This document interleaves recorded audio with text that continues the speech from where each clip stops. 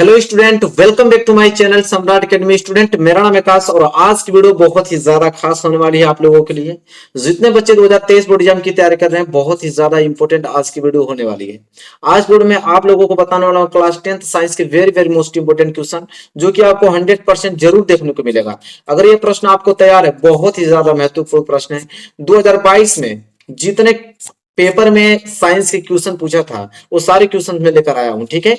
और 2022 का पेपर पूरा का पूरा मैं आप लोगों को तैयार कराने वाला हूं। तो सारे मोस्ट इंपोर्टेंट क्वेश्चन उसको अच्छे से कवर कर लेना। चैनल पर नया है तो चैनल को सब्सक्राइब कर लेना। वीडियो को लाइक नहीं किया तो लाइक कर दो, ठीक है। तो चलो वीडियो स्टार्ट करते हैं। और जैसा कि पहला प्रश्न, साथ ही साथ आपको भी उत्तर बताते चलना है कमेंट में।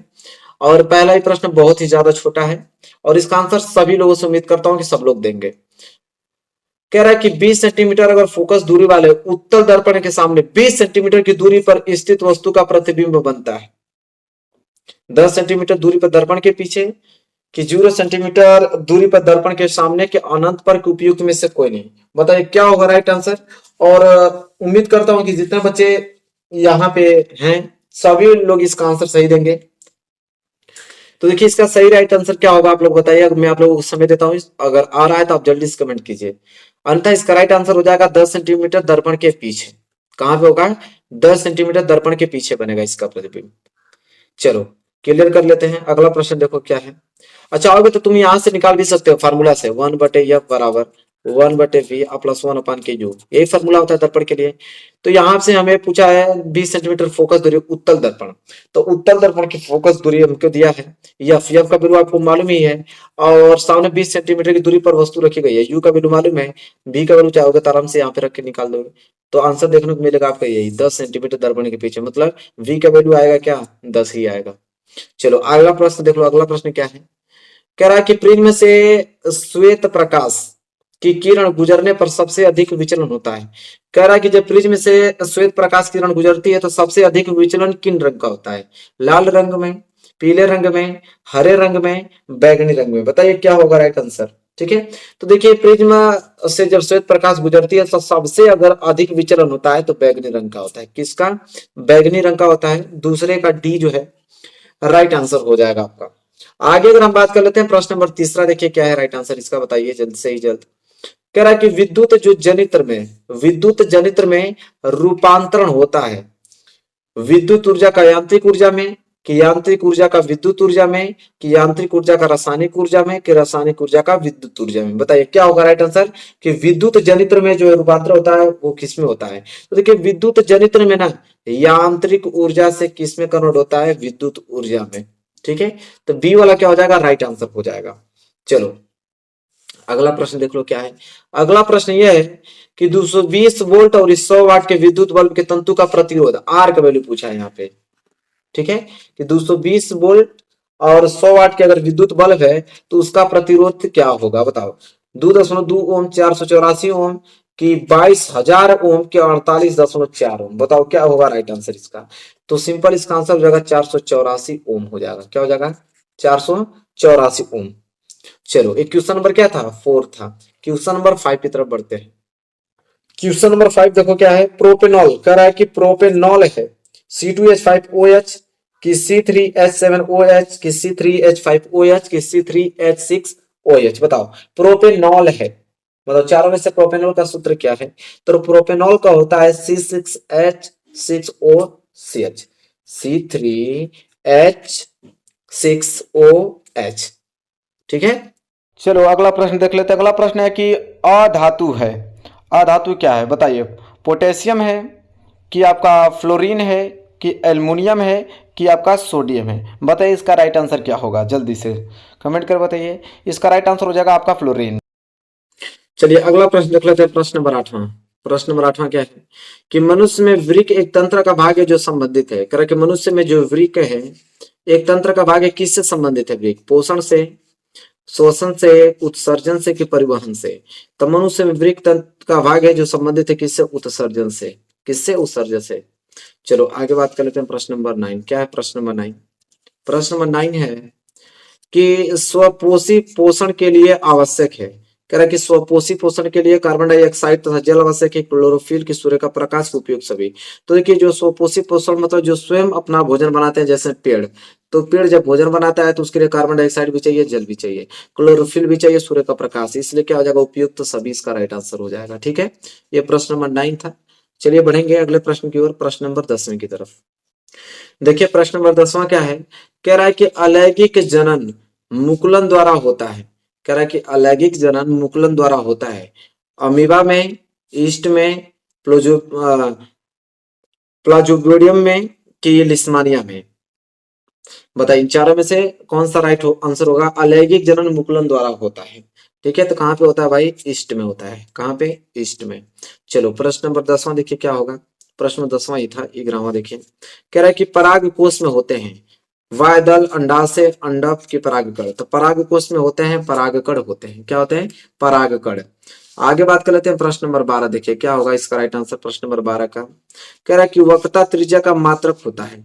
तो वक्रता त्रिज्या का मात्रक मीटर में, सेंटीमीटर में, मिलीमीटर में, ये सभी, तो ये सभी होगा, क्योंकि वक्रता त्रिज्या मीटर में भी होती है, सेंटीमीटर में भी आप ले सकते हो, मिलीमीटर में भी ले सकते हो, इसलिए 12 का क्या हो जाएगा, डी राइट आंसर हो जाएगा। 13 का बात करते हैं, देखो 13, 13 बताइए क्या होगा। कह रहा है कि एक पारदर्शी माध्यम से दूसरे पारदर्शी माध्यम में प्रवेश करने पर एक प्रकाश की किरण जो है अपवर्तन कोण का मान आपतन कोण की तुलना में अधिक होता है यदि प्रकाश की किरण। कह रहा है कि कोई एक पारदर्शक माध्यम है, अगर एक माध्यम से दूसरे माध्यम में प्रवेश कर रही है प्रकाश, तो उसके लिए क्या होगा कि एक प्रकाश किरण के लिए उसमें अपवर्तन का कोण का मान आपतन कोण की तुलना में अधिक होगा। कब होगा, कि सघन माध्यम से विरल माध्यम में जा रही हो, कि विरल माध्यम से सघन माध्यम में जा रही हो, कि सघन एवं विरल माध्यम की संयुक्त सतह की दिशा में जा रही हो, कि दोनों माध्यम एक ही हो। तो इसका राइट आंसर हो जाएगा ये रहा। क्योंकि जब विरल से कहा जाती है सघन माध्यम में, ठीक है, ये क्या है, 13 है।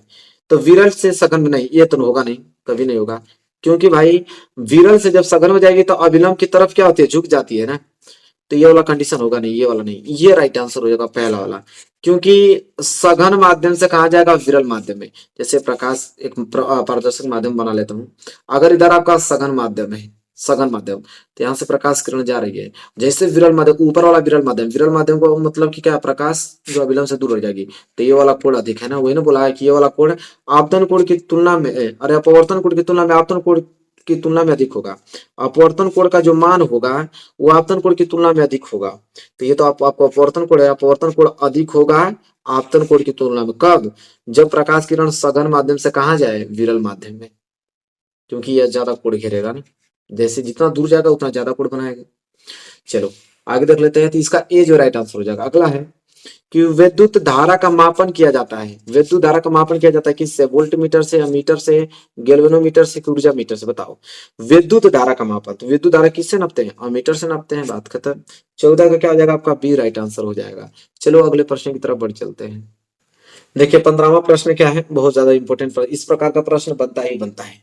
ठीक है, कह रहा है कि प्रतिरोध आर के किसी तार के टुकड़े को अगर 4 बराबर भागों में काटा जाता है, कोई प्रतिरोध का एक टुकड़ा है, मान लीजिए आर प्रतिरोध का टुकड़ा है, उसको 4 बराबर भागों में काटा जाता है, कितने, R/4 हो जाएगा, मतलब टोटल 4 का 4 भाग कर रहे हैं, टोटल आर जो है उसका 4 भाग कर रहे हैं।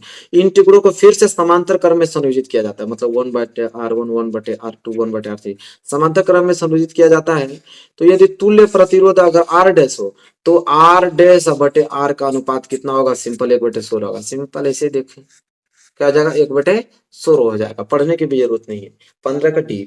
ठीक है, चलो अगला देख लो। कह रहा है कि धावन सोडा का रासायनिक सूत्र है, धावन सोडा कपड़ा धोने वाला जो सोडा होता है, धावन सोडा, उसका रासायनिक सूत्र क्या होता है, NaOH, NaHCO3, Na2CO3,10H2O, CaOCl2। बताओ क्या होगा सोडा का, तो देखो इसका हो जाएगा सोडियम कार्बोनेट। क्या हो जाएगा, सोडियम कार्बोनेट उसको कहते हैं। ठीक है, और ये किसका सूत्र है, तो ये खाने वाले सोडा का है, सोडियम बाइकार्बोनेट, इसको सोडियम बाइकार्बोनेट बोलते हैं, इससे सोडियम कार्बोनेट। तब धावन सोडा का क्या होता है, सोडियम कार्बोनेट। सी जो है राइट आंसर हो जाएगा। चलो आगे देख लेते हैं। 17 कह रहा है कि एक विलियन जो है नीले लिटमस को क्या कर देता है, लाल कर देता है। कोई एक विलियन है, नीले लिटमस को लाल कर देता है, इसका पीएच मान होगा। तो भाई नीला, नीला को लाल कौन करता है, अम्ल। तो अम्ल हो गया, अम्ल की जो पीएच वैल्यू होती है वो 7 से क्या होती है, कम। तो ये 7 तो होगा नहीं, क्योंकि 7 तो उदासीन होता है। 7 से अधिक वाला तो होगा नहीं, 7 से कम ही वाला ही होगा, मतलब 6 हो जाएगा। ठीक है, चलो प्रश्न नंबर 18 देख लो। प्रश्न नंबर 18 क्या है, कह रहा है कि निम्न में से किस कार्बनिक यौगिक में कीटोनिसिक समूह उपस्थित है। पूछा है कीटोनिसिक समूह उपस्थित है। ठीक है, क्या होगा राइट आंसर इसका, देखिए कीटोनिसिक समूह उपस्थित है पूछा है। 4 ऑप्शन आपको दिख रहे होंगे, इसका राइट आंसर हो जाएगा आपका बी। क्या हो जाएगा, बी हो जाएगा। ठीक है, चलिए क्वेश्चन नंबर 18 भी यहाँ पे क्लियर हो गया। क्वेश्चन नंबर 19 देखते हैं।